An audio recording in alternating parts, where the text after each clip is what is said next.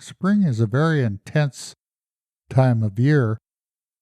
As it is for farmers who are planting a crop, it is for beekeepers who are trying to set the scene for the coming season.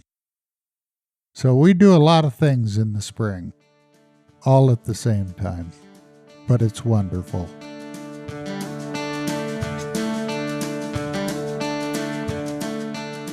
Hello and welcome to the Notes from the Beeyard podcast.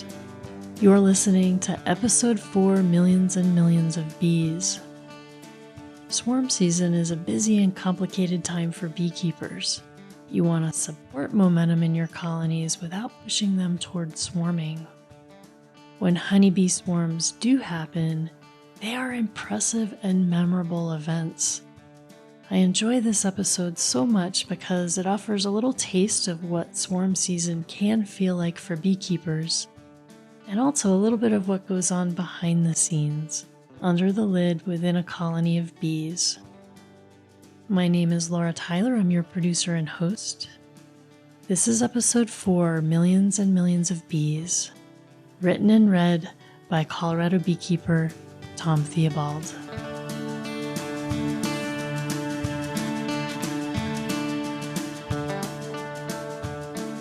I always have mixed feelings as June arrives.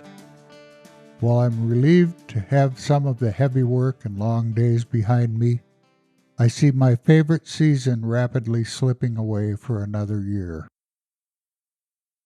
It seems as if almost overnight the flurries of snow changed to flurries of cotton from the maturing dandelions, and the fragrances of spring blossoms changed to the smell of oil on gravel roads and of dry earth baking in the high plains sun. This has been one of our greenest springs in memory, though, and 2.15 inches of rain at the end of May promise to keep the landscape green well into June. It was a productive spring for the bees, and the colonies are growing rapidly. Within the last few days, I have begun to put honey supers on the strong hives to provide comb space for the honey storage and additional room for the swelling population. When all of the comb space has been utilized, the bees become increasingly crowded, and this stimulates some interesting behavior. Several years ago, I returned from a long day in the bee yards to find this note from a friend taped to the front door. Tom, help, millions and millions of bees. The note went on to describe what was obviously a swarm of bees hanging from the friend's front gate. Sue had no doubt listened to me expound on bees many times over the years, but her note reminded me that for non-beekeepers, that first view of a swarm can be an impressive, even intimidating sight. What she had seen was how a colony of bees deals with an overcrowded hive, and she sped several miles to seek help from the only beekeeper she knew. Once overcrowding reaches a certain point, nurse bees, young workers, will select several larvae which are less than 24 hours old, for special attention. For these specially selected larvae, the nurse bees begin to extend the cell containing each larva out from the face of the comb and then down. For 5 days, the larva is fed only royal jelly. Then the cell is closed. The resulting queen cell resembles a tapered peanut on the face of the comb, and in 8 days a queen rather than a worker will emerge. This process of queen rearing has intrigued beekeepers and scientists alike for generations. And while we understand the mechanics, the biochemistry which causes the larva to differentiate into a queen rather than a worker remains a mystery. During the time when new queens are being raised, a number of workers will take on the duties of scouts and will search the area within their flight range seeking potential new home sites.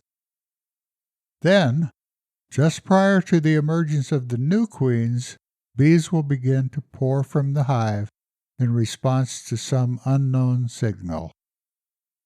For several minutes, the air will be filled with a loose cloud of bees, hovering about as they wait for the old queen to exit the hive.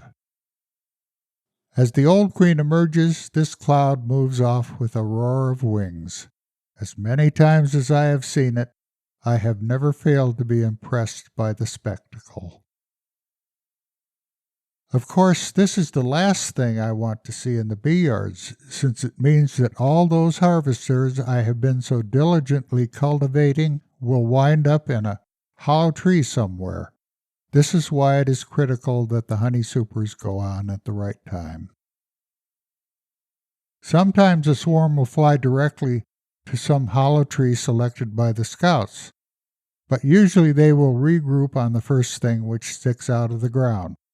This may be a low-hanging limb or fence post, a mailbox, the fender of a car, or Sue's front gate. Once the queen lands, the rest of the bees will cluster around her.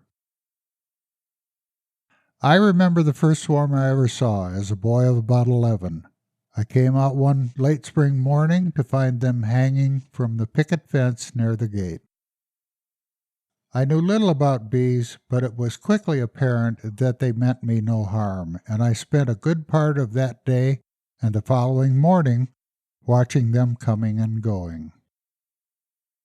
I recall my disappointment on the second afternoon when I found that they had left without a trace. These swarms look threatening, but in fact they are quite harmless. A swarm is composed mainly of young bees, the adolescents of the bee world. One moment they are inside the hive doing what they have done for the first 2 weeks of their lives, and the next moment they are driven by some biological urge they don't understand. They are hanging in a bush somewhere. As a swarm, they also have no sense of territory. They don't see this temporary resting place as their home and thus are not protective of it. A swarm may stay in this temporary spot for as short as 2 hours or as long as 2 days. During this time, communication takes place between the scouts and the swarm. Eventually, they will take to wing again, heading for some agreed-upon spot. The swarm will be the beginning of a new colony. Back at the old hive, the remaining bees have room to resume their growth and store more honey. Generally, the first new queen to emerge will head up the old colony, patrolling the hive to destroy any remaining queen cells. But in an especially strong colony, some of the new queens may leave with smaller after-swarms. While a swarm is inherently gentle, all of these bees are capable of stinging if provoked sufficiently. They can be observed with little danger, but there are a few things one shouldn't do. Do not knock them down with a broom or spray them with the garden hose or insecticides. This will only confuse, disorient, and anger the bees and create a problem where there wasn't one to begin with. The swarming of the bees each May and June is a sign of a healthy environment. Beekeepers will often pick up swarms if you give them a call, or you can simply enjoy observing this natural event and the bees will soon be on their way. So, Tom, this is my favorite time to keep bees. The swarm season is just beautiful. What's it like? What's it like to see a swarm? What does that feel like? Boy, I always go back to the first one that I saw when I was 10 or 11 years old, and we lived in Arvada when Arvada was still a tiny little farm town. And although I had never been around bees, I could see immediately that that swarm meant me no harm. Many years later, I became a beekeeper, and I realized that that swarm represented the abundance of nature, of the healthy nature of spring. If that swarm came from someone else's colony, I was exalted. If it came from my own colony, I wasn't quite as exalted. But a swarm is a very positive thing. And I've had the opportunity to share hiving a swarm frequently with non-beekeepers who just happen to come along. And I always enjoyed being able to do that. Was there a time in your beekeeping career where you felt you were experiencing peak swarm, lots of swarms? I think that came mostly in the beginning, and when I started doing two-queen beekeeping, that relieved the pressure on the bees to swarm. So the fact that I was dividing down the colonies each spring and creating what in effect was two colonies, one above the other, relieved that swarming pressure. Another thing I'm connecting with are these just really earthy descriptions of the weather, the plants, the quality of the soil.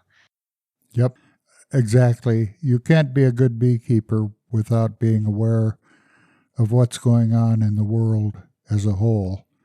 And the better you pay attention to all of those things, the better you are a beekeeper. And you have to understand what rainfall means and what bloom means, and you have to have a general understanding of how the bees are doing at any particular time in the season. So, Tom, is there anything else about what you read today that sticks out that you want to talk about? Well, I may have mentioned it earlier, but the person who left that note on my door is still a good friend. And while we don't see each other too often, my hope is that she knows more about bees today than she did when she tacked that note on my front door. Can we bring her on and ask her about this sometime? I think she probably would be willing.